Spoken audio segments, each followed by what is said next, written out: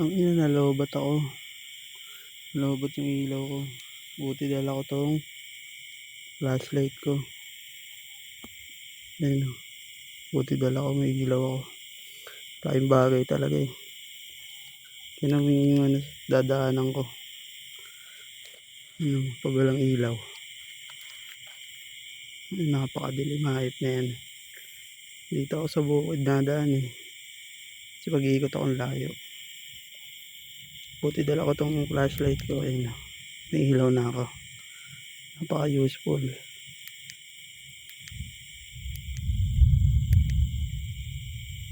May body, ano pa siya.